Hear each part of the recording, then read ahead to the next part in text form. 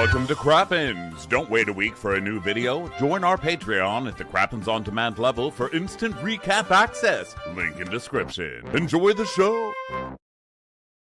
Well, hello and welcome to Watch What Crappens, a podcast for all the crap we love to talk about on Ye Old Brovs. I'm Ronnie and that's Ben over there. Hi, Ben. Hi, Ronnie. How are you? Good. Excited because we are still on the road. This weekend, we are going to be in Charlotte doing Southern Charm season finale. Then we're going to be in Atlanta doing a classic episode of Real Housewives of Orange County. Ben, what is it again? Oh, geez. Oh, geez. Look it up. We'll tell you in a second.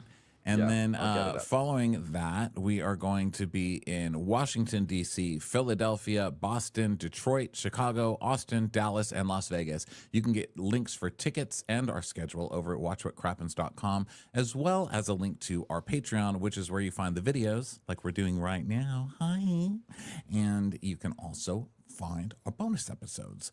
We did full traders recaps, and now we are doing some airport snaps, which is where we judge the fuck out of people in an airport. That's super fun. We just did one in Cincinnati that was really good. So go check those out. And thanks for being here, everybody. Today is below. Oh, did you find it? Wait, yeah, I found it. I found it, everyone. The episode we are doing in Atlanta is Orange County, Bringing Up Old Ghosts, Season 11, Episode 16, which is it is the Ireland episode. It's one of the two Ireland episodes. This is the one where they I think that they get Kelly drunk and then there's a fight in the bus at the end of the episode. So it's a really classic, hilarious show, and we are going to have a lot of fun recapping it down in Atlanta. Yeah, so come check that out. So let's hit up some Below Deck Down Under Season 3, Episode 7, Declaration of Love. So it's 7 a.m. or it's right before the charter, and Harry's checking in on Bree and asking if she slept well. I mean, the chemistry is off the charts with these two, and she said she did sleep well. So that's a love story if I ever heard one. Yeah, and he gives her a little peck, and she's just like, make a move, Do something. Then we go to Serena and Alicia, who is the new sous chef, and they're very excited for their first day. And then Johnny comes in all creepily. I mean, I know he thinks he's romantic. He doesn't come off as romantic.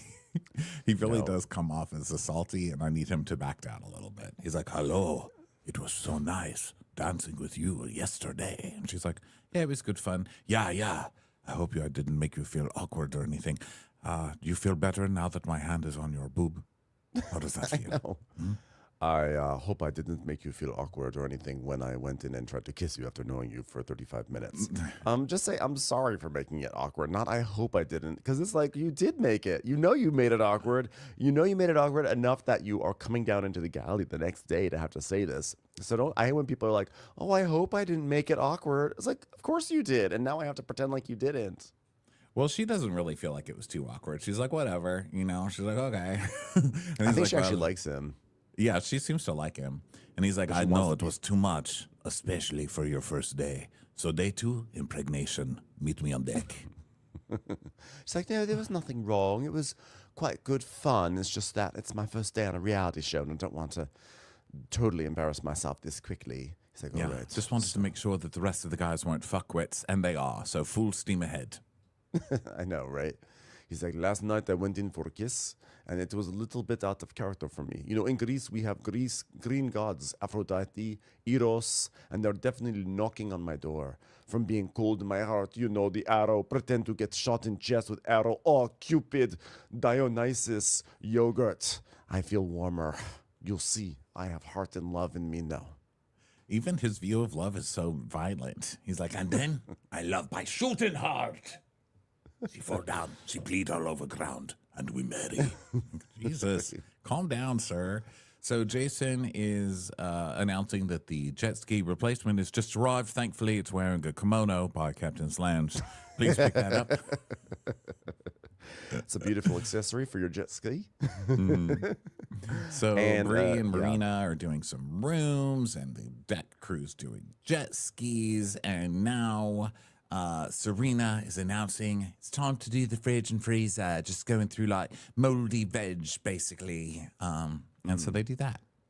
So then Vion and Laura are catching up, and she's asking how his night was, and he's like, he's basically like, well, I told Zarina I was interested in someone else, and she's like, oh, and Zarina took it okay. She's well, yes, and then she caught me off guard just before my cabin, and she was like, kiss me now, and so we kissed, and but it wasn't me. She was kissing me, and she's like, so you just like, why would you do this? And he keeps on acting all passive. This is such the classic thing. This is like a Carl Radke thing. He's like, no, I didn't kiss her. She kissed me. I just happened to be there. Like, sir, we saw you. You two were both kissing. And if you didn't want to kiss her, you could have walked away. You know exactly how to diffuse that situation. And you're acting like, oh no. And this is not a victim blaming situation, because this is a situation where he is enjoying doing this. This sounds like problematic language, but I'm totally backing it when it comes to Vion, because I think he was totally down for it, but he doesn't want to have any of the responsibility or the accountability that comes along with this. Well, he has none. I think he has no accountability with this, because she pulled him into the thing. She kissed him. Yeah, he kissed her back, but he had just told her he's not into her. So, and he's like, well, she knows, well, she's standing with me. And Laura's like, don't mess with my girls. But yeah, I mean, I think Serena knows, right? Serena doesn't seem to be, thinking they're married or anything. I think Serena's like, okay. But I'm just saying on his part, like, he's the sort of person that he's like, oh yeah, no, I said this last week, he's this sort of one who's like, he's gonna establish these boundaries solely that way he can say he's established the boundaries. And then when stuff happens, he'd be like, but I established a boundary. You can't be mad at me. So, but he did establish a boundary, which is unlike, I think a lot of these fuckboys do the thing where they're like, well, I'm not sure, and I'm not sure I want a relationship. And that's their boundary, where they're like, they're kind of trying to have their cake and eat it too, which is our saying for the week. Lovely saying. In case anybody wants to really argue what it means deeply. But yeah, I think he wants to have it both. Most guys want to have it both ways on these shows, where they're like, I'm just not sure I'm ready for a relationship, but we can see where this goes. Where he was like, no, I like that other girl. I like Forrest Gump. And then I think that was a little clearer, at least. I don't know why I'm standing up for Vion, but I know I'm surprised, because Ben did this on Below Deck. Remember when he was with that lady, Sunny? And I hate to bring us back to Ben and Sunny, but he basically breaks up with Sunny, and then she's like, fine. And then he's like, oh, well, now I'm gonna start making out with you. And it's like I think some weird it's a weird not strategy, it's like a thing, it's a tactic that I feel like fuckboys do when they don't want to be held responsibility for like the emotional elements that come with a hookup or a relationship. And I just think it's just like, what I hate is the Vion just acting all passive in it, like, oh, he wasn't even part of this. He was, he just got roped in. It's like, you were an active part of this, Vion, and you're acting like you're not, and I'm just not here for it. It's the only thing you've been active with this entire episode, I'd like to add. Well, I guess my thing is Vion's like such a douchebag and such a sad worker for the rest of this. Like, there's so many other reasons to be mad at him. But I think for this show, he was at least pretty clear. Whereas most guys, I think, would just lead all three on. Whereas he was at least like, no, I like this one, and now I'm going to write her. I'm going to write her letters on the little free notebook you get on your Marriott nightstand. Yeah, well, okay, I'll give him credit for being a little clearer than most of the fuckboys, but I still think that like he's just going downhill very rapidly for me. Also, Serena's just getting on my nerves because like he said no, like. Get some self-respect, Serena. Like, I love Serena, so I don't like watching Serena be like, oh, but let's see if I can still try it. It's like, stop it. Just stop it. So now we go back to the galley, and she's talking to Alicia, and she's like, so have you done some cooking? She's like, well, I don't want to disappoint you. I've got a passion for it, but I'm not really a chef. Just hand me a chili and something green. Let's get going, shall we?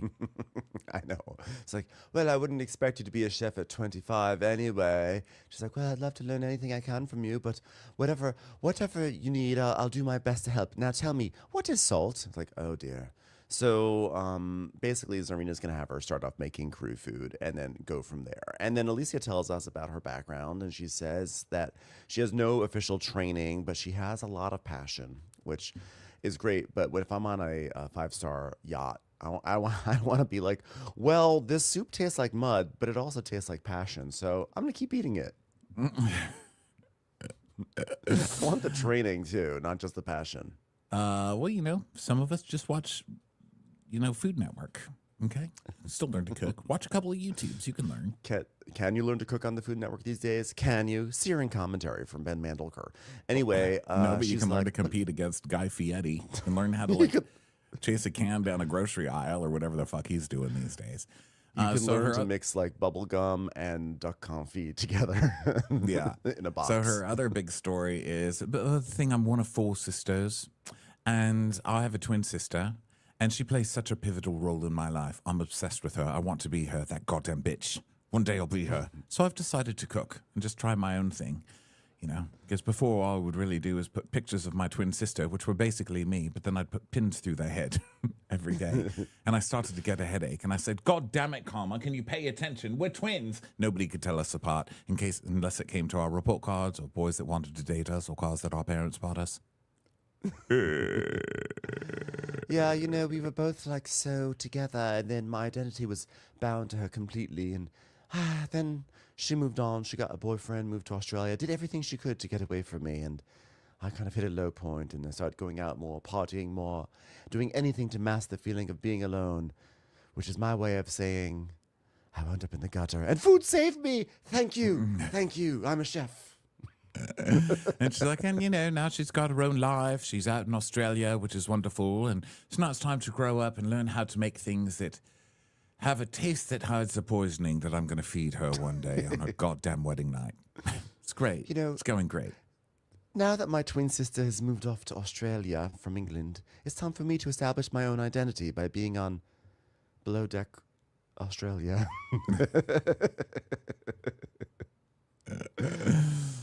They're like, what's your name? Ashley?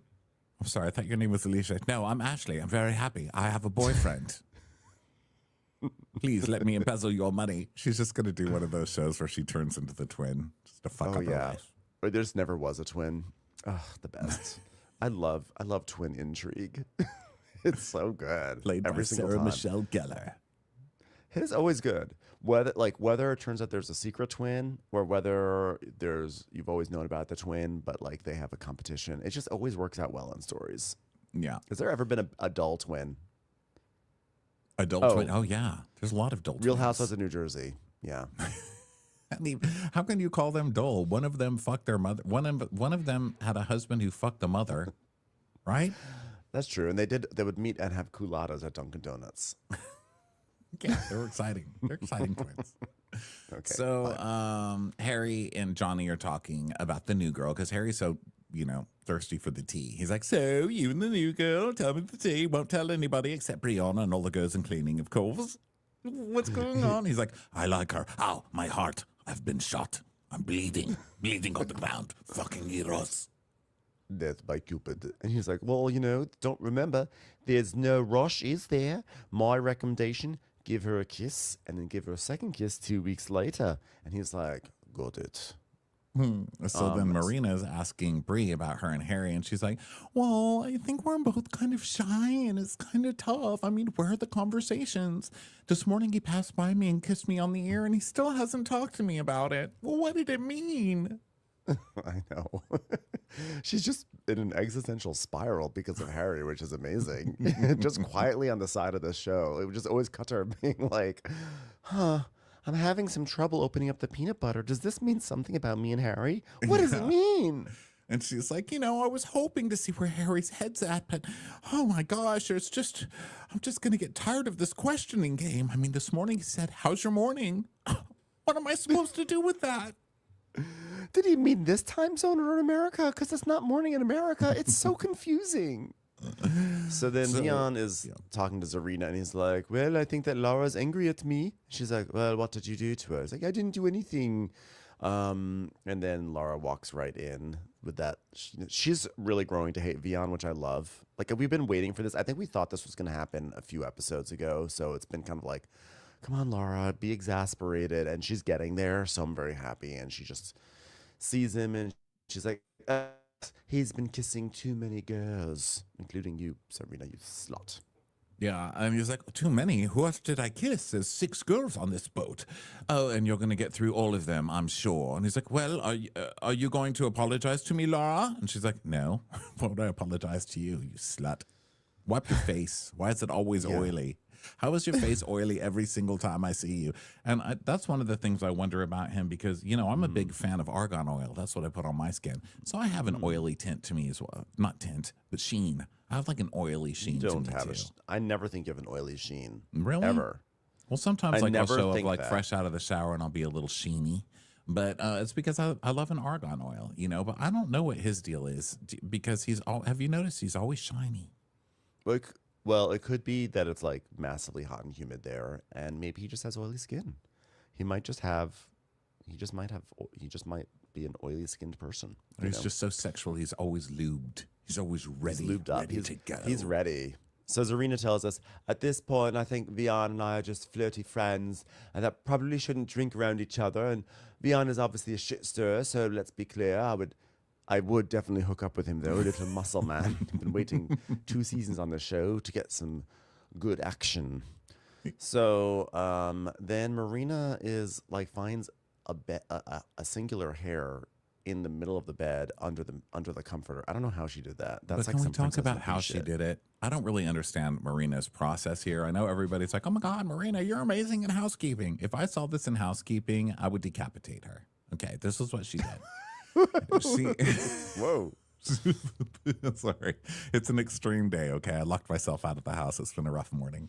So here's how she did it. She's at the foot of the bed. She gets on her knees at the foot of the bed. She untucks the comforter, and then she puts it over her head and slides up halfway into the bed and then slides her head back out the bed and goes, look, I found a hair.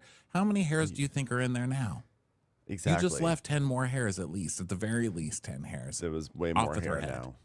Off with the hair, or the hair. Well, the hair's already off. So I agree. I felt like that was a counterproductive way to remove a single hair. Like it was a Pyrrhic victory, as they would say, which is where you win the battle, but you win the battle, but you lose the war. The reason why I know this is because I went on a cruise, and back in 2018, everyone may remember I was gone for a week. I went on a cruise with my family, and one of the stops was Albania. And I was like, well, I'm going to go to Albania. When am I ever going to go there? And this is, as you may remember, I asked my tour guide if he had heard of Bliona, who this is a real deep cut. Because if you know who Bliona is, one of the stars of Euros of Hollywood. Fuck you, I'm famous, famous. A fully underrated famous Bravo show that only had 1 season. Bravo had like a series of great 1-season wonders back in like around 2015.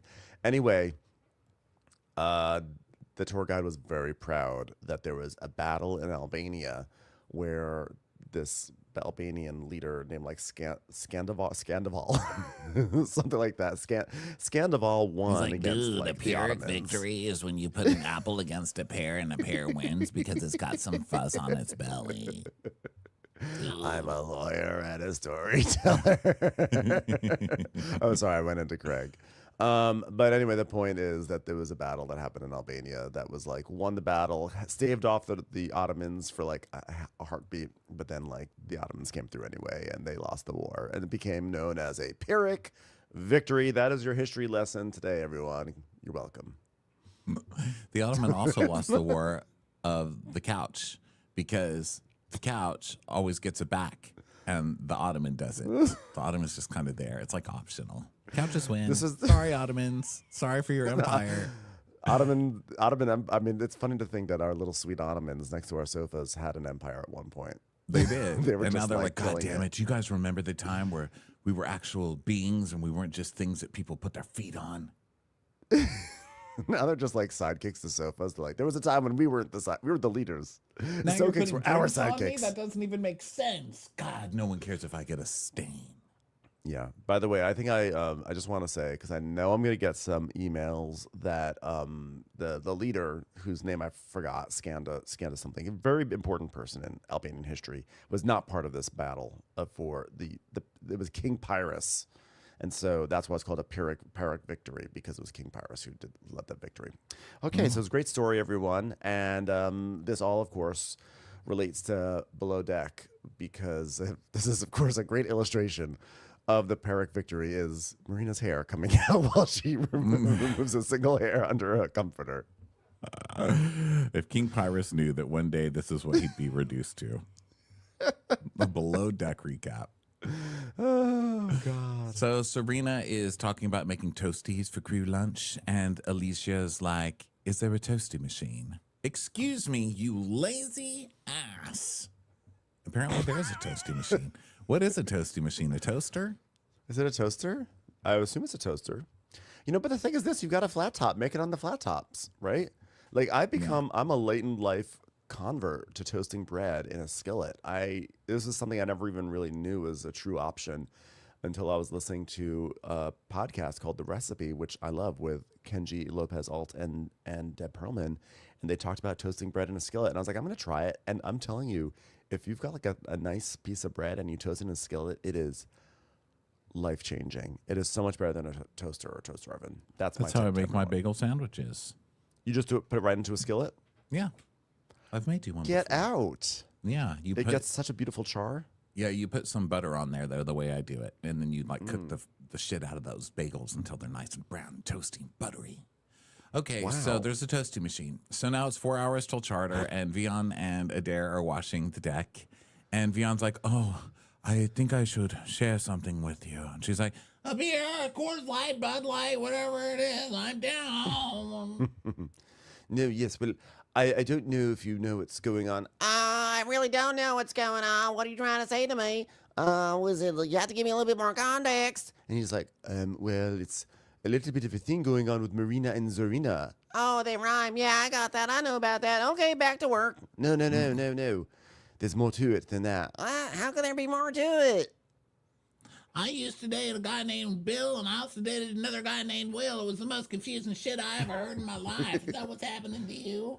He's like, Yeah, one time I was texting with a guy named Bob and a guy named Rob. Turns out they're the same person. How does someone named Bob, how do they have two different nicknames, Bob and Rob? Why don't you choose one? You know what I'm saying? Then I got back on Tinder, and I met a Rob Bob. What the fuck? Turns out Bill and Will are also the same nickname. What the hell? Try to date a Billy Bob after you dated a Bob Rob and a Bill Bob. Oh, God, I was so confused when I watched The Hobbit. I was like, Bilbo Baggins, that's like half the guys I just dated. So he's like, actually, it was between me and Marina and Serena. And she's like, oh, and you? Oh. And he's like, but I told them it's not going to work. And she's like, so what? What do you just feel bad? Like, what's the story? I've got... Like, I'm crabbing in the mud. Like, what do you want? And he's like, no, it's the other part of the story. So she asked me, is there anyone that you into? And I said, yes. But unfortunately, we are working together. And she's like, Oh, that's sweet. Harry's going to love that. It's like, no, I don't want to make anyone feel uncomfortable. It's like, No, you won't make me. I come from the world of mudding. I don't get uncomfortable. it's like, okay, well, I think you're really fucking cool, and I thought I'd share that with you. Oh, thanks. You know, well, we still have a lot of time to go slow, so let's go slow. This is the first time we've seen so many people promote slow romances on Below Deck. Although in her Truly. case, she just wants no romance. Let's be honest. yeah, she's like, Oh, I mean, look, we and I are a great team and everything, but he's not really my type of guy, okay? I want my guy to have a southern accent, a big lifted truck. I mean, you know, at our wedding, I want him to sing, I hope you dance, something like that, you know? What's it got on his iPhone music, you know? I need something like with trucks in it. Want it to be about trucks or Jesus. This is bullshit. What do you even listen to? He drives a Mini Cooper. She's so disinterested in him. this shit was so funny. She goes, you think when he's going to pull up, he's going to roll down the window in his lifted King Ranch? No, he drives a Mini Cooper. Stupid puss. So then, preference sheet meeting. He's like, all right, everyone, it's another group of ladies. Caroline is a trial attorney and a philanthropist, and she's reuniting with friends from San Diego and Perth, Australia. So on night one, they want to have a tropical themed evening, and then on day two, they want to go on a biking tour and visit a tortoise sanctuary, which I knew, Ronnie, you were excited about because it was like cute animals. And then they tortoises also aren't really cute. But This was a cute tortoise, I still like though. them. This Yeah, I was still like actually a them. really cute tortoise. I think tortoises are. I agree, they're not that cute, but they're inherently. I think that turtles and tortoises, they have like an inherent cuteness because they got that big old shell, and that big old shell is so cute. It's cute, but the thing is they're so big that they kind of lose the Oh, they cuteness of get like a little huge. turtle. Yeah, Yeah, remember when but I this, had that little think that- pig Spanky and I had to take him to that farm? They had a tortoise that was as big as a backyard. I was like, holy crap, it looks like a spaceship. I think the best thing about tortoises is like you go see them when you need to feel young, Because like as you get older, especially somewhere like LA, there's like fewer and fewer aging people because, they move. But you just see young people everywhere. And then it's nice, you can go see a turtle and be like, God, you're 200 years old. Fuck yeah, I'm only 49. So suck my dick, turtle. There's a neighborhood turtle around here, tortoise. Although I haven't seen it in forever. Maybe the owner moved away. But you go walking down the sidewalk and there would be the lady and her tortoise would be down there, and like it was pretty cute. I'm actually gonna say tortoises are cute because you know what? They eat grass like it's an ice cream cone. When they see a blade of grass, they're like, they're so happy. It's like they're like, oh my God, do I get to have grass today? And they just sit there and they chomp on that blade of grass, and they're just so delighted. It's adorable. We're going to get to see them in a minute. So they also want to tour with a picnic on the iconic Enzols. And then they're gonna go on the tender, and then they're gonna go to Coconut Grove for a picnic. I mean, this is amazing, guys. And then the picnic can go set up when the guests are away, and then maybe we can send a crew with the bikes so that we're on radio contact. And everything needs to be coordinated because this is a whole day of traveling around, and it's gonna require a lot of coordination. Okay? And Vion's just kind of staring out into space. He's like, "What rhymes with love? Love." I know he's falling in love. So then Jason starts telling us more. He starts telling us about, I guess, this island or location called La Digue, which sounds like he's saying La Digue. And he's like, well, La Digue has the number one beach in the world at the moment, and it's just beautiful turquoise water and white sand and granite mountains and a tortoise sanctuary. It's a once in a lifetime opportunity, and that's why people travel all around the world to go to the Seychelles, which is why it's a shame that they wound up on our charter boat, because you pay a lot of money to have really mediocre service. Oh well. Unfortunately, the trip to La Digue is being planned by a man who can only think with La Digue. So, good luck. Good luck to him. Chic Sailor Digue. So 3 hours until charter. So Adair is like talking to Johnny, and she's like, "Is your chest okay? You keep holding it." He's like, "I've been shot." And she's like, "Well, how about this? You ever been to a Waffle House?" He's like, "No." And she goes, "What? You would love a Waffle House. You eat waffles and wait for somebody to fight. It's amazing." He's like, I don't even know what waffle is. Oh God. So then, so Zarina tastes Alicia's soup, and the seasoning is not really strong, but she's young and she's new and she's green, etc. And then everyone's working, of course, and Harry's like, "Where's Vion?" While everyone is slaving away, Vion is writing Adair a love note, and he reads us, or tells us, he's like, Adair. Well, country music is sorry. Country music is playing in the background here. That was not part of his. That's not part of his poem, but he's like, clearly those beautiful green eyes and beautiful smile have taken over, and all I'm thinking about is the next time I'm going to see you again. To feel these crazy butterfly feelings in my tummy again. Your presence light up a room. I love you. When you're gonna see her again, you're her boss. You see her every 5 minutes. Yeah. And this definitely goes to show, everybody's saying, like, don't give a man too much attention because they're not interested in that. You have to pretend you don't like him. I mean, in this case, she really doesn't like him, but look how well it works. Like, he's got people who like him all over the place, and he's like, nope, they like me too much. And then the one that doesn't like him, he's like, oh my God, I have to marry her. I can't stop thinking about her. Yeah. And, this is probably the most unappetizing gesture for Adair. I mean, she said she wants a guy in a truck and to give someone who's going to give her a beer and go shoot pool or something like that, and then just get this love poem. Disgusting. This is Mini Cooper love 101. Yeah. So now everyone's noticing Vihan's not there, and they're doing provisions and stuff, and Laura's lifting all these heavy boxes, and Johnny's like, don't lift. There's so many men here. Why would you lift? And she's like, but where? I do not see one. If you could show me one, that would be nice, because, Vihan's off writing letters. God knows where all these guys are. So she just does it. And they're talking about air conditioning, and she's like, Vihan, could you maybe do this? Because I'm doing these back and forth, so maybe could you carry some stuff? And he's like, but we have to carry it all the way down. So he picks the down slope. So and leaves the women, by the way, the stews are going to the provisioner and to the boat with the stuff. And Vihan's just standing there in the doorway while everyone else is like bringing stuff down to the galley. But basically, the stews are supposed to be doing the interior part of this. Instead, they're out doing the deckhand part of it. Yes. So he's getting worse every week, this guy. I mean, he's getting worse and worse at his job. So then Laura's like, oh, bye. Vihan's a princess. And he's like, oh, how am I a princess if I'm fucking helping? Would a princess stand at a dock and watch people pass by with boxes? No. Would a princess isolate herself away and write love letters to admirers? It's like, yes, actually. So then Laura's like, the boys can have she's gonna give everyone Hawaiian shirts for tonight because it's a charter, which means it's time to have the guys come out shirtless again. Every single charter she does this. Well, now she's getting worse. Like she's putting metallic booty shorts, like these like skin tight little shorts for the guys. I mean, look, every time it's getting to be like they're going to start getting pissed soon. I mean, Vihan does get pissed, but not really because of this. He's like pissed at her for personal reasons, but I ain't doing that. Fuck you. I'm not wearing fucking booty shorts every night without shirts. I'm not even paid to do this job. This is your job. Why are you putting me in a costume job to pass plates? That's your job, ma'am.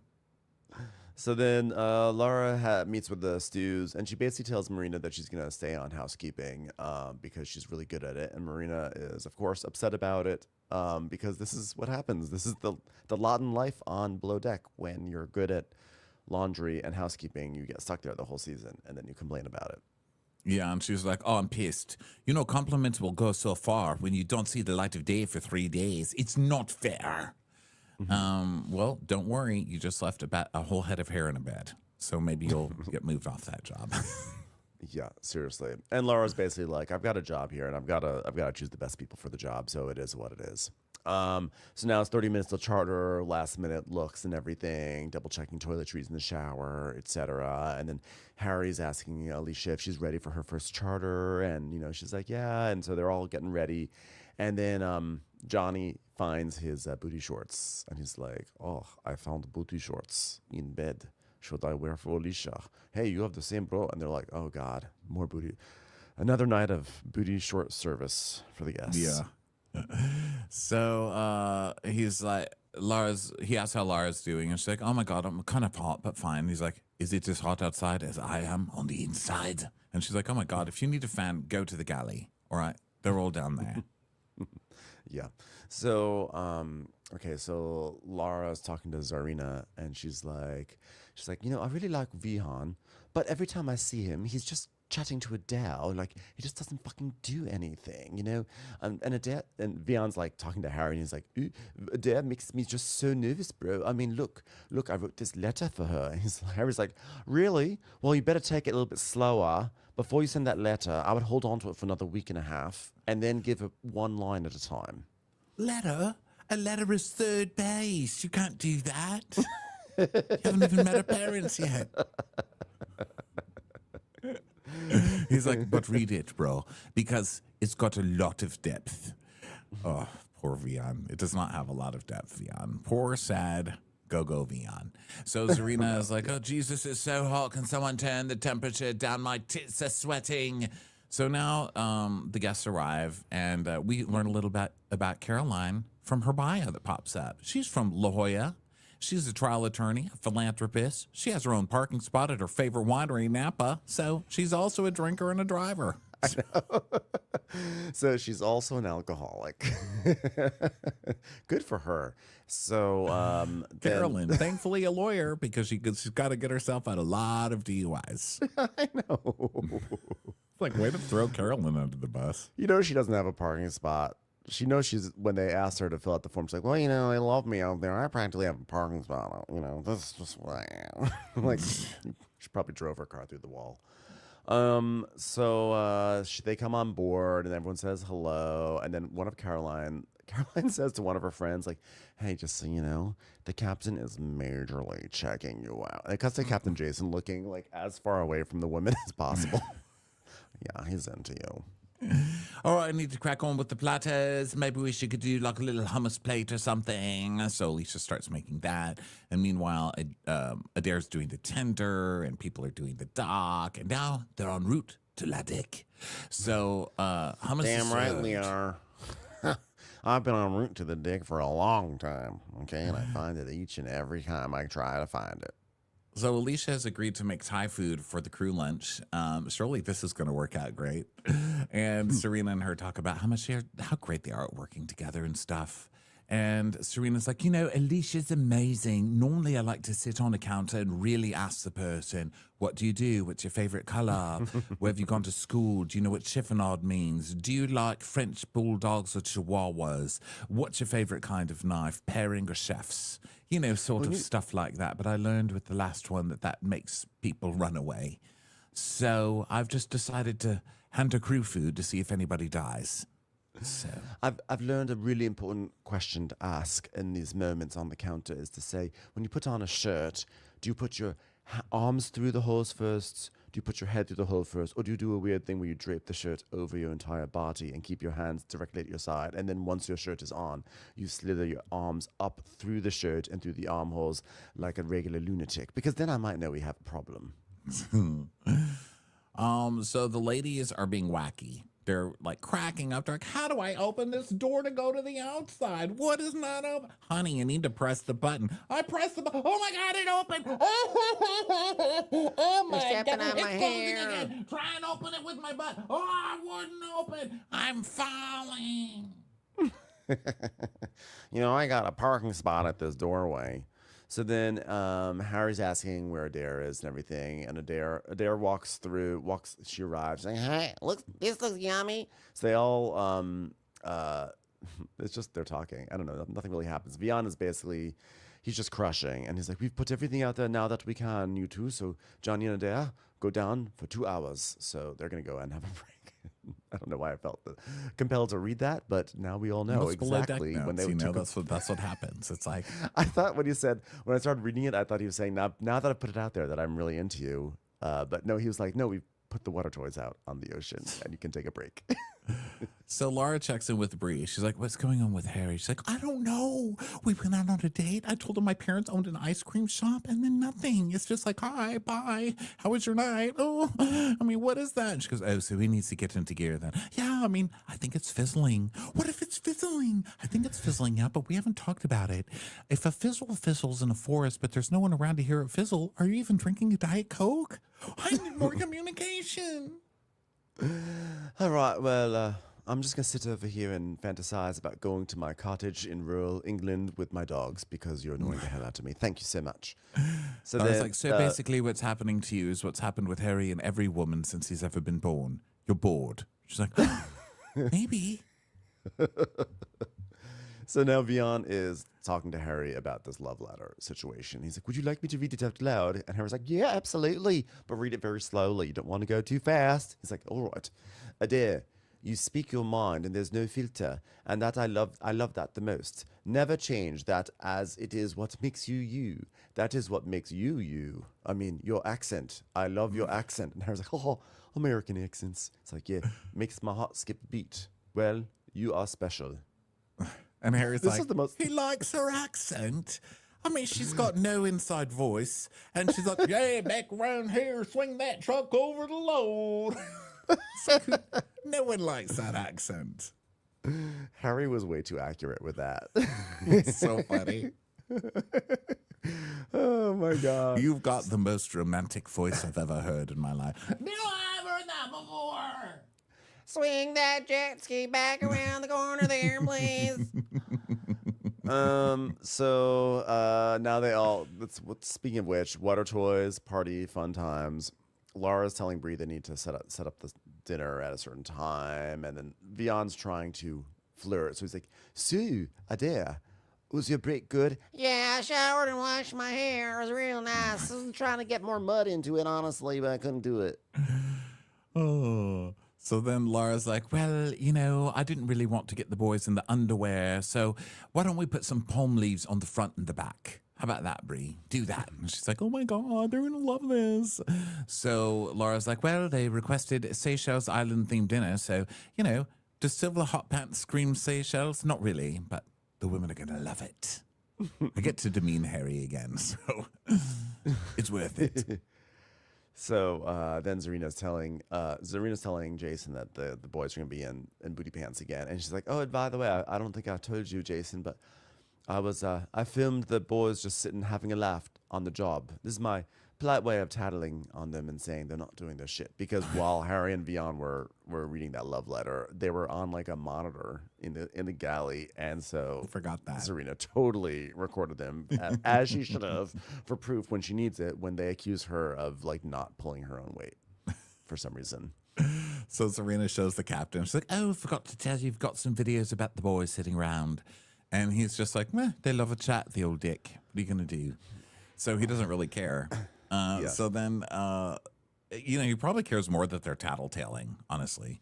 So then Laura's like, you know, Vion, can we get someone to set up for dinner? And he's like, no. And she's like, why? He's like, because Harry's down and I need a dare for water toys. And part of our love story. I can't let it get out of my sight.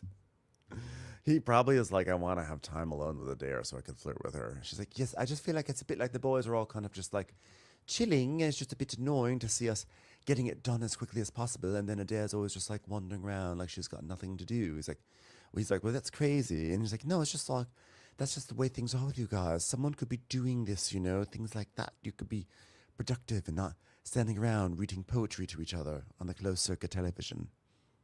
Yeah, and he's like, but then if we're going to walk off deck and start giving you a hand in the interior, then they're going to start taking the piss out of that. She's like, well, and he says, well, you know, this is very gray for me. This is a very gray area. And she's like, okay, well, I don't even get to send my girls to eat. And he's like, but what else is there for me to do? And she's like, give them a kick up the ass and have them do more. And he's like, okay. He's like doing that kind of stupid blink, but he's starting to simmer. Yeah, and this happens like on every season. Or I guess starting to boil. Deck. Simmer is when you calm down, right? So he's starting to boil. And this every season of Below Deck, the bosun is always such a dick about like helping out. Like this is the time you need service. If you have 6 people on your boat that need to be served dinner and you need to help. Like there's a lot, like you can only, and you've got multiple levels. Why not help? Because the guys aren't doing anything. The boat is anchored. The toys are in. Nothing's being cleaned right now. Everyone's just standing around. So Laura is very annoyed. She's like, I've never worked with anyone like Vion. He doesn't show any initiative. He's all about himself, and he doesn't have the passion for the job. He will get a smaller booty short than usual tonight. So Vion's like, I mean, how does Laura even have the free time to monitor my deck crew? Because obviously your stuff is not getting done, so I wonder where the problem is. So then Serena and Laura are planning the lunch thing, and Vion is saying, you know, he's talking to the guy, or he's talking to the crew, his deck crew, and he's like, you know, with the interior, I feel like we're helping them a lot, but obviously they sees it different, so I don't get it, but my advice would be to just don't stand around and make it look like you're not doing anything. So just walk in circles, no leaning. If you've got time to lean, you've got time to pretend that you're not leaning, so Laura doesn't ask you to do shit, because it's not our job. So rather than actually help out, he's telling his crew to pretend like you're working. Yeah. So that way you don't have to actually work. Yeah. He's not saying up. help out more. He's saying pretend you're busy so you don't have to help. Yep. So Johnny's like, well, if you need to help, tell me. I mean, I'm not going to say, no, fuck you. Johnny's like, I'll help. He's like, no, don't help. Pretend like you're going to help. He's like, I feel bad saying this, but because it's not the truth. And Adair's like, well, you're really hurting my feelings right now. Ha. And he's like, I'm so sorry. Fuck. Love story. Ruined. So Johnny's like, I don't care who's right or who's wrong. Here's what's right. My heart. And it is on the right path. You can argue with duties, but you cannot argue love. So Jason, he's having a very emotional charter. Jason calls Vion to the the captain's area, the captain's region of the boat. And he's basically saying, hey, we're going to get dropping off guests at Leduc at 11. At 11, they're going to get off, and then they're going to, I guess, go on their tour or whatever. But landing at 11, you figure it up. Organize this whole tour thing, etc. Lead the team. Talk to Lara. Talk to the chef. Figure this out. So then, let's see. So now Johnny is really hungry, right? And so Laura's like, okay, well, once Adair's had dinner, then she can move up to cabins. So Laura's like, well, we're going to serve the first course in a Hawaiian shirt. The second course, you'll have the shirt open.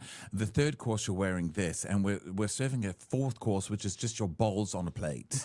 I just like all of your testicles on one giant plate. Right. It's just it's a progression. So then Johnny is like, well, I don't know if I'm going to fit into that. And he starts eating some of this Thai curry, and his reaction to spice was hilarious, because I feel like normally when people eat spicy things, they're like, oh, whoa. You know, they do that thing that you fan your mouth, which is funny because it's not like that really ever helps anything, because you're not really creating any sort of like wind currents, but it's kind of like a gesture like, guys, my mouth is on fire. But he starts acting like he's having a reaction. He's like, oh, I thought an alien was going to pop out of his chest. Did you ever see that video of cats tasting things for the first time? They'll be like, no, I wish hey, I had. We let a cat taste ice cream. And the cat's like,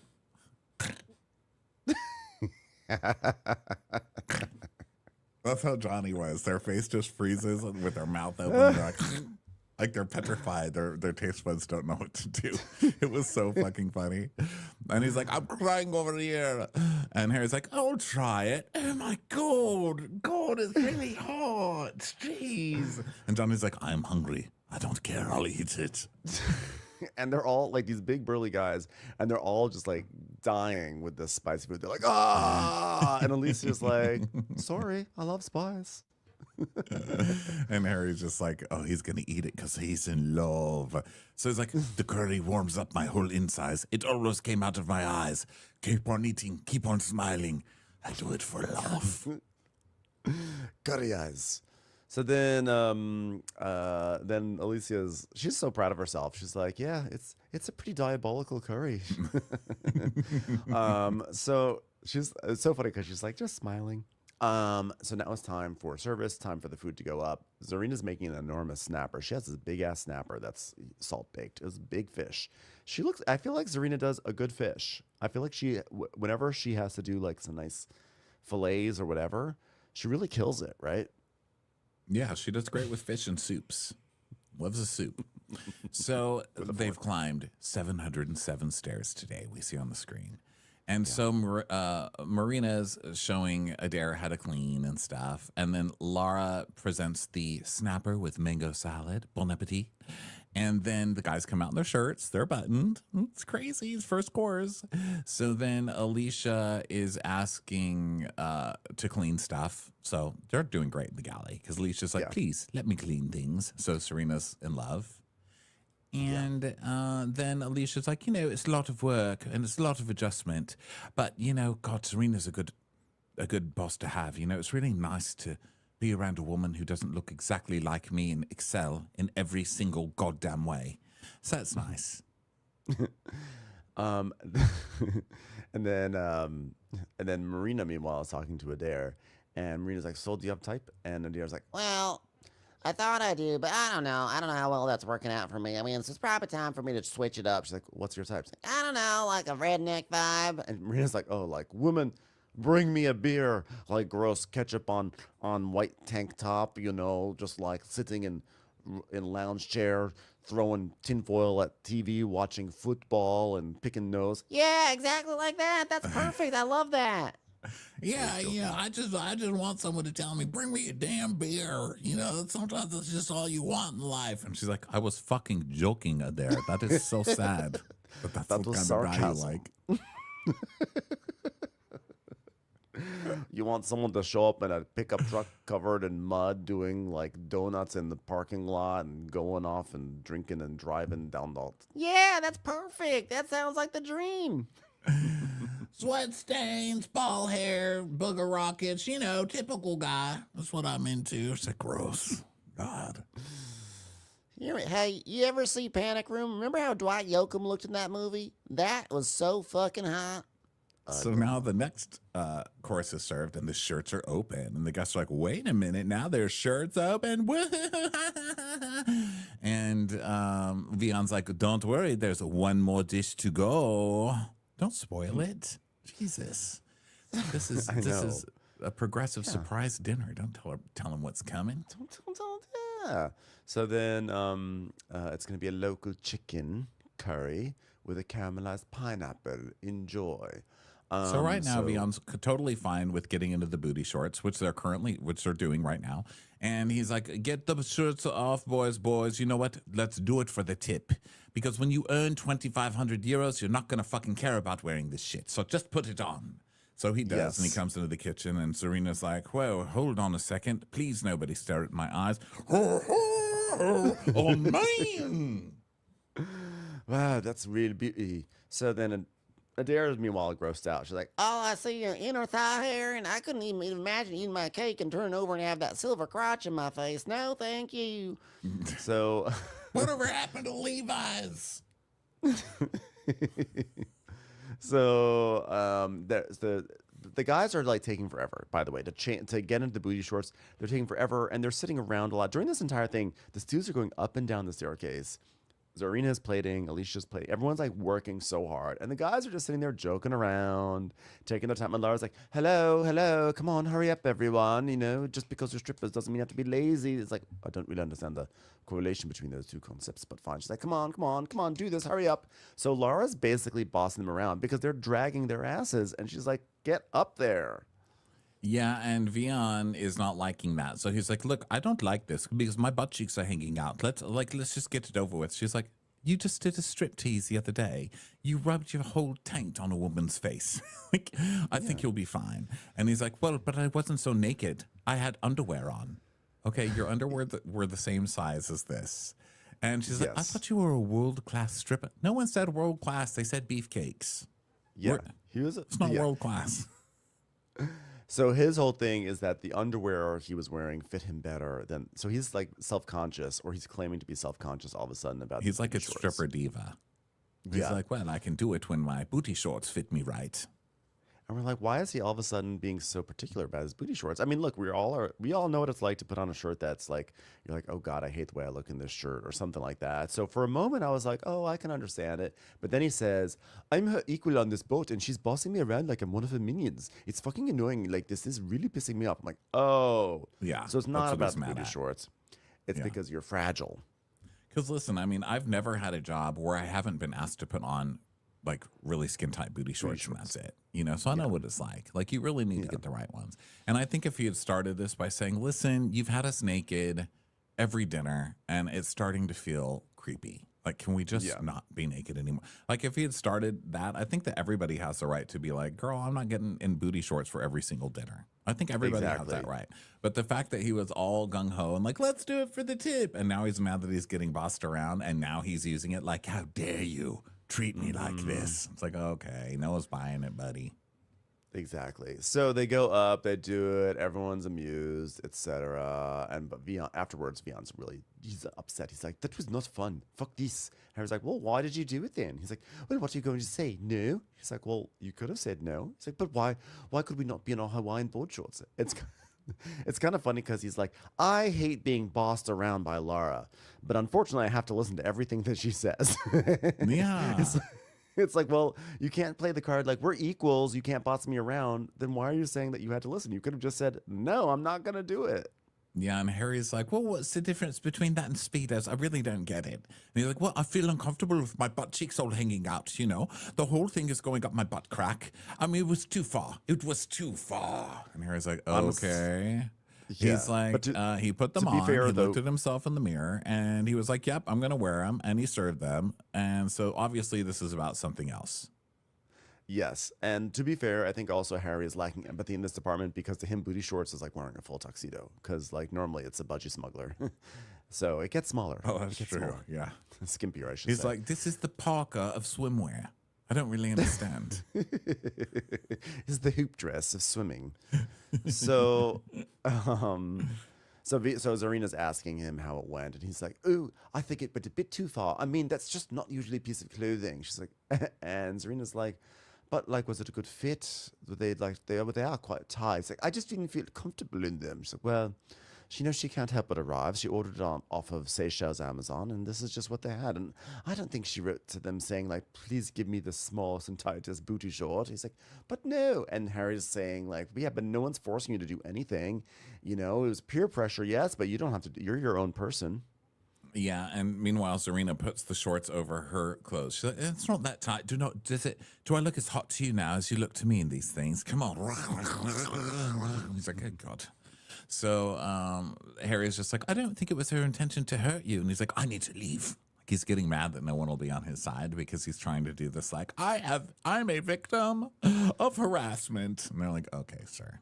And no one's on his side. And the reason why no one's on his side is partially because he's a lazy worker. So if he had been like a really good worker, he would have built up a lot of like social capital on this boat. But he's not a good worker, so his laziness chews into all of his social capital, and he doesn't realize that. So now, in this moment where he wants to spend some social capital to get people on his side about the booty shorts issue, everyone's like, "No, you were lazy." So And again, because I know that people are going to be like, "Well, if the roles were reversed, I would say, no, you can't have the ladies coming out here serving a bikinis every meal. That's creepy." And the guys would be a lot creepier about it. The guy guests would be a lot creepier about it. And also, like I said earlier, if he had said earlier, like, "I'm not comfortable with this, I don't like it," and she made him, then that would be different. But the fact that he okayed it, went through with it, and now is like, "What? This is just unfairness." I don't think is.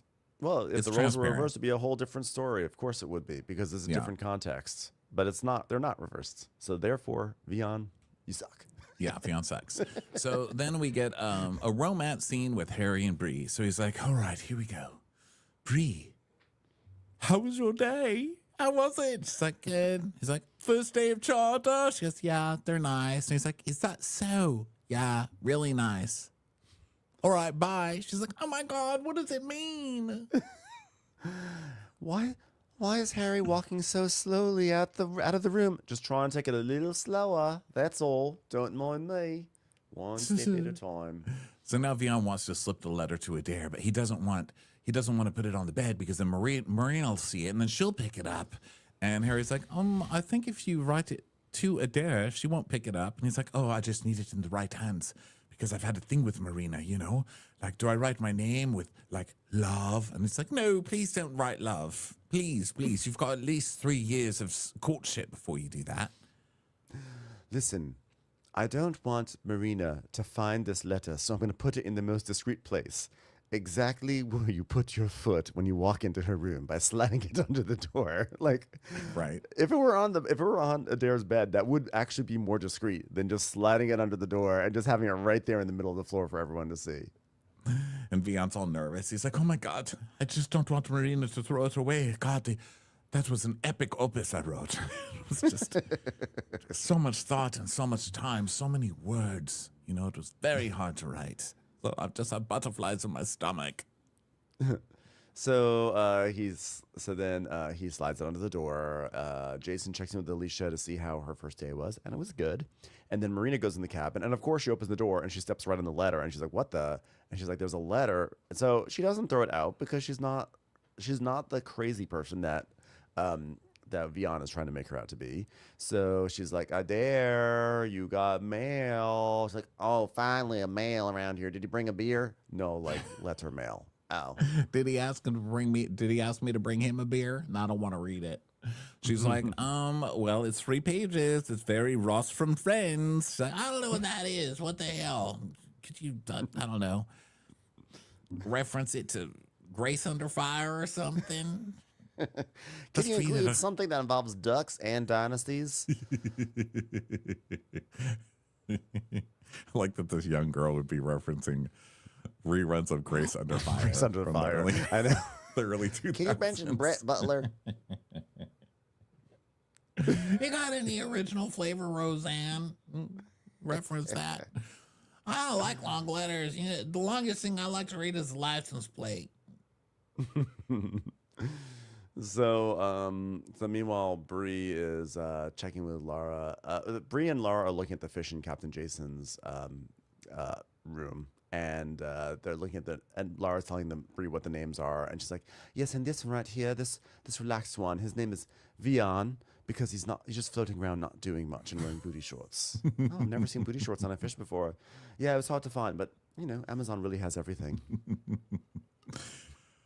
Now Adair reads her letter, and it is so fucking funny because he reads it. They put him in like a little bubble of him reading the whole letter. He's like, Adair, I know we are working together and spending a lot of time together, and I want to keep it professional at all times, but I won't lie in saying I don't have no feelings for you. It's like, oh my God, don't write. There's a lot of double negatives I mean? there.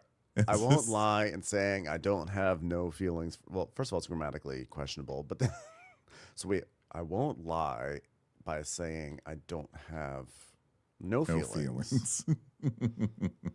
Now, he might be just trying to talk like someone that she can understand. You know what I mean? Yeah. I don't have no feelings for you. I just want a man to look me in the eye and say, listen, I don't got no feelings for you. Well, if you say I don't got no feelings, that means you do not have no feelings. That means you do have feelings, but he says, I don't want to lie and say I do have feelings for you. So is this letter saying that, like, if he says he has feelings, he's lying? Is this a letter saying, I want you to know I'm not romantically attracted to you? Because I think technically that's what he knows. It's go-go boy English. Nobody knows, So he's like, there's still so much I would like to know about you. I feel like we have only touched the surface of what lies underneath. I hope I get the opportunity to not explore those No feelings. unshallows that are maybe depths, but not too shallows with you. I hope I get to explore those depths, specifically the ones in your vagina with my penis. She's like, ow. And so Adair's kind of looking at it like, Jesus Christ, this is longer than the Bible. And Marina's like, girl, you better spill the tea. She's like, well, I think it says something like your energy's bright in a room and something like that. I mean, I guess that's what he said. She's like, It's sweet. she's just hearing herself. Beta.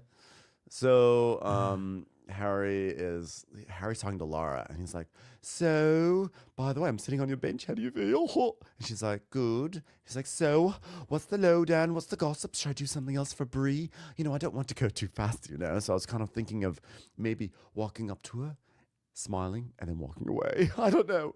She goes, well, listen, what are you doing right now to make her interested? Are you doing anything? Do you even flirt with her? It's a flirt. That's like second base. That's right before third base, which, as we know, was touching her shoulder. So I mean, it's basically like going onto the dark web. Not that I've ever done it, but I mean, I've done things like this. Don't tell anybody. I don't want anyone to find out. But I've done things like say, "How's your morning?"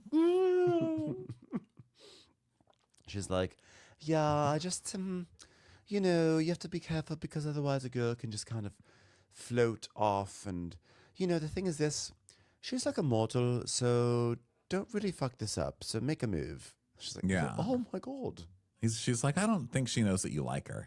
So he's like, I'm so shocked right now. I can't believe what Laura's saying. I mean, last charter season, I moved too quickly with Margot, and now I'm being told to move too slowly. Well, the difference is you were moving quickly with someone who didn't really like you. That girl just wanted you in the friend zone. This girl does like you, so you can move quicker. Exactly. More quickly. Yeah. You can move more, not slowly.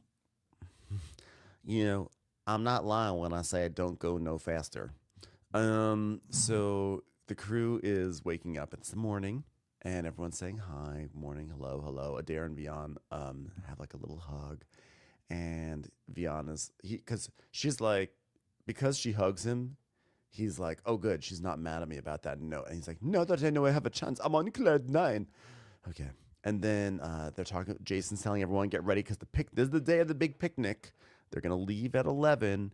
There's a lot of organization that needs to be done. And surely Vian has been focused on that since he learned about the plan.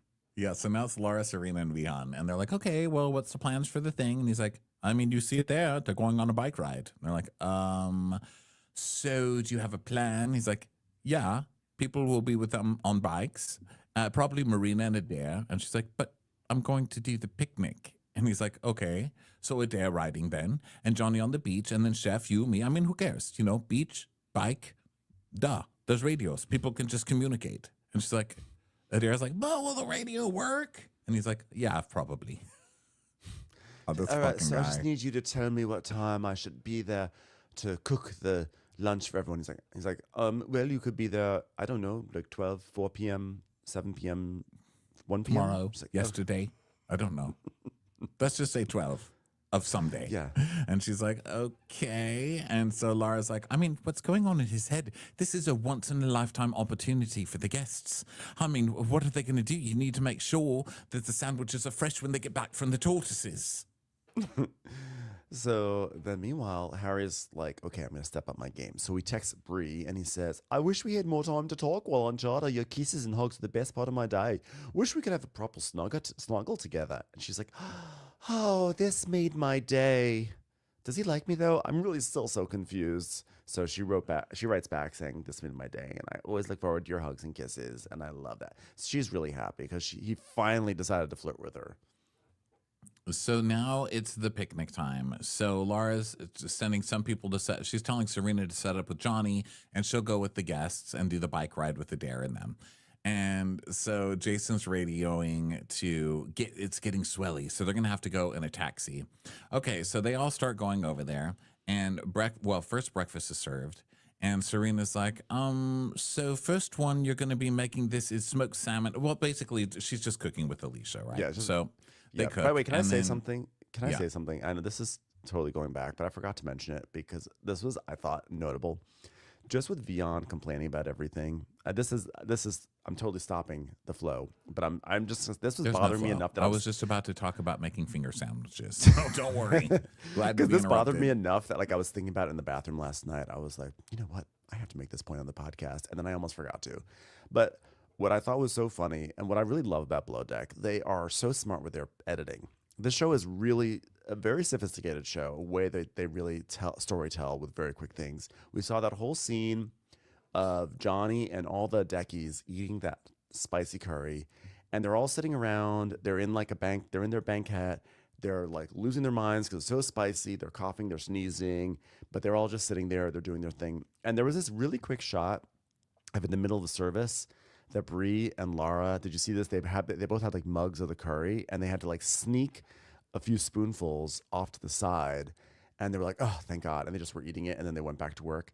And I love that because this told the story of how these guys on the deck have all this time to laze around, and they're like, oh my God, so spicy. And meanwhile, these girls are like, whatever, fuck the spice. And they just pile in, go right into it. And I just have to say, I love that. I love that little scene because it told so much between the two departments. And I know it has nothing to do with what's going on with the story right now, but it does speak to the larger story about why Vion is Vion acting so insolent that he can't let other people help out.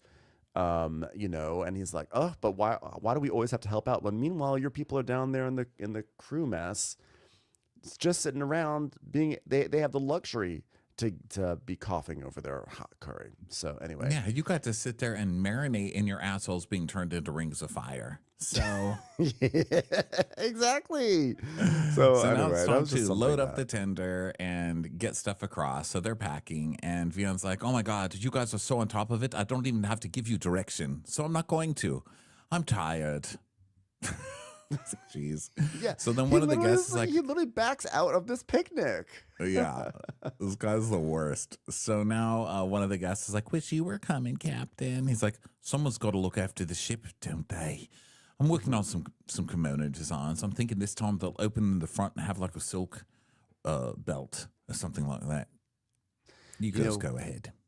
I might not be at the Tortoise Sanctuary physically, but I will be there fashionably. Ladies and gentlemen, please welcome my new line of tortoise kimonos, debuting today on David. So now Harry has to help with rooms, and then the water taxi is loaded up, and so everybody heads over there. So Vion decides that he has time because he's backed out of doing anything. So he's going to make a romantic thing for Adair. Well, he's not going to make it. He's going to make somebody else make it. So he's like, you know what goes like cheese plates. So I'm going to make a cheese platter for Adair. And Harry's like, okay. And he goes, and then I'm going to give her a hug and I'm going to whisper in her ear, would you like to go on a date with me? I don't care if you're farting due to the dairy. I would love you anyway. And Harry's like, wait, you have to do that right in her ear? Like, do you want to go on a date with me? I wouldn't do that. It's very close. Earwork is like year 4. That's very close to your lips touching, and that's not even home base. That's Grand Slam, the kissing. He's like, yes, but that's what I want to do. And he's like, you want to kiss her after you whisper? Are you even allowed to do that? Is that legal? He's like, yes. Okay, I'm gonna shower. So this guy has backed out of the picnic, and now he's spending his time hatching a cheese plate romance. Also, while in the meantime, the people who have arrived on the coast, Johnny and Bree, they weren't even told what the landscape was going to be. I think they thought it was a beach picnic, so they are barefoot. They don't even have shoes, so they're having to walk through streets and all sorts of surfaces with prickly and scary things. That's like hurting their souls. And it's also hot cement. It's so. Well, why rude. wouldn't they have shoes? So weren't they going on a bike ride? Who rides bikes barefoot? Well, they didn't have shoes because they thought they were setting up a beach picnic, but it wasn't. Oh, I'm sorry. You're talking about the beach part. Yeah. I don't know if we were there yet or not, but either way, I was like so mad that they were not told where this picnic was supposed to be. So Harry's like, so what do you want me to do while you take a shower? And he's like, I don't care. He's like, I guess I'll share me some stainless or something. So he's taking all this time and squandering it instead of like getting ahead of work and stuff. So then Vion goes to Alicia in the kitchen and he's like, so Alicia, are you good at making cheese boards? And she's like, I mean, is this for you? And he goes, no. And she says, is it for the guests? And he's like, it's for a date. And she goes, oh, did you ask Adair out? And he's like, no, not yet, but I will. She goes, well, I mean, do you think she'll say yes? I mean, was she not slightly put off by the fact that you've gone through half the crew? She's like, well, I've been here for 36 hours and my twin wouldn't have said that, but I'm not my twin. He's like, no, I haven't. He gets really defensive. He's like, no, I haven't. She goes, oh, so it's just a rumor then. He's like, I'm not into any of them, though. She goes, yeah, you should make your own cheese board. And he's like, oh, whatever. And he's like, no respect. And he like storms off. Why the fuck should she stop? She's actually working. She's doing nothing.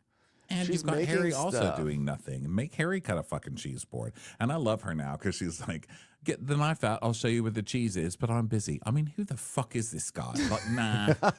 I know. It was great. I love that she was not intimidated by the fact that like he was a superior head of department or anything. It was so obnoxious. I mean, she's doing work. So he's like, surely you're not busy. You're a sous chef. No, baby girl. This is not going to work like that. Yeah, well, it is going to work like that because she's actually working like that and you're not. She doesn't work for you, you fucking weirdo. So, and it's not romantic when you're like, oh, guess what? I had some underling make you a cheese plate. Go fucking order a cheese plate then. You're docked. Yeah. So then, meanwhile, we see this is where everyone is arriving for the picnic setup and everything. And they don't have a cart to haul anything. Because again, I don't think they were told that the beach picnic is not actually just like on the beach where they're landing. So they don't have a cart. They don't have shoes. And they have to carry all this heavy shit barefoot through the streets of La Dique. Yeah. It's terrible. So I don't know whose fault this is because don't they pick the beach picnic? Wouldn't that be kind of an interior thing? Is that a deck thing to pick I think the it's usually I think it's the deckhands because haven't we seen before in other shows where like the bosun goes scouting the beaches and stuff? Maybe because it was a water. Here's where there could be some grace because there was a water taxi that went to water. Yes, I know I'm from New York, but because there was a water taxi, maybe it dropped them off in a different place than where they would have dropped off with the tender. So maybe that was it. Oh, but right. They're they still. didn't come I don't know. right I still into think the beach. I still think that like Vion was like there wasn't a moment where Vion said, okay, they're taking a water taxi. Where are they going to land? Like there was no thought of like anything. He's just like, okay, they're going off and they're going to figure it out. Yeah. While he's arguing about cheese plates that he doesn't want to make. So they start setting up and now Vion's still going off. He's to himself, but he's like, you stupid fucking person. Which I was So proud of him mad. for at least not saying bitch, because I was prepared. I was prepared. And he's like, I'm fucking pissed. I'm pissed off about this. Oh, well, you're not pissed enough to pick up a knife and start cutting some cheese. And let me tell you something else. I don't think any girl wants just a cheese plate to herself. It's weird. And it's farty. I think it's a strange. Well, it's weird a because weird the cheese gift. plate kind of feels like the date. Like if you're gonna romance someone and you're gonna sit down with a cheese plate, that is the date. So then why are you asking for the date with the cheese plate? Yeah, who's like, here's know? a cheese plate. Now hug me and let me whisper in your ear. I'm in love with you. Yeah, and again, it's such a misread of who Adair is. I don't think she wants a cheese plate. I think she wants like ribs. And I'm not even saying She that wants as to play like some she's so stupid. cornhole, and she wants Yeah. to like, watch some NASCAR shit She and wants- like go get wings. Okay. Yeah, she wants something a little messy, and God bless, she should. She deserves it. Yeah. So, I mean, it sounds like She's a really gonna fun be time to like, me. I'm sorry, what is this? Cheese? It's not flat and it's not shiny and yellow, so I'm not really Where's the- sure. Where's the breading? So, anyway, Laura, meanwhile, is with the guests, and they're doing this bike ride to the Tortoise Sanctuary, and it's taking a long time. It's a long bike ride. There's traffic. Caroline almost drunkenly drives into a truck. I got a parking spot on that truck. But they arrive at the Tortoise Sanctuary, and we meet the tortoise, and they ask if the tortoise has a name, and the tortoise is named David, which I thought, why do they name this tortoise David? That is hilarious. I love when I think I've said this before. I am so amused when people give animals very kind of like plain American names. David. Yeah. Like formal too. This is Yeah. David. He's a He's so tortoise. cute. So they pet the was tortoise adorable. and stuff. He's 114. So everybody loves But him. they give David the treatment as if he were the primary charter guest. Did you know they put the whole thing up on the screen? They're like, David, 114 years old, enjoys pets from younger women, loves green vegetables. Kale gives him gas. It's like his preference sheet. So now the bike ride is taking forever. And so Laura is trying to radio Serena, but of course the radios don't work, even after Vian assured them that of course they're going to work. So she's stuck on the beach trying to make the food and get it ready. Now there's flies all over everything because she's ready for them to arrive, and they're not arriving, and nobody's melting. getting radios, and everything's melting, and it's becoming a disaster. And now it's 12:23, 71 minutes since arriving to the beach. And she's like, well, I was excited when I was setting up, but now I'm getting a little bit worried. It's not your food, flies. All right. I think this is one of the most unorganized beach picnics I've ever been a part of. Like, Vian, what is this?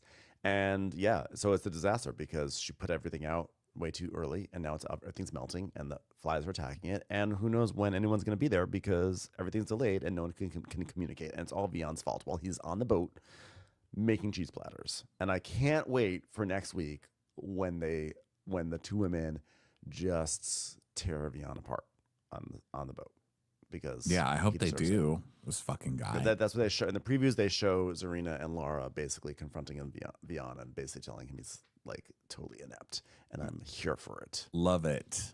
Well, that's Yes. good. Well, that brings us to the end of Below Deck Down Under, everybody. Thanks so much for being with us. Grab tickets for the live tour. We'll see you this week in Charlotte and Atlanta, and then the following weeks, a ton of other places. So go to watchwhatcrappens.com for ticket links. And thanks for everybody who's watching this on Patreon right now. We love you guys. We'll talk to you later. Bye.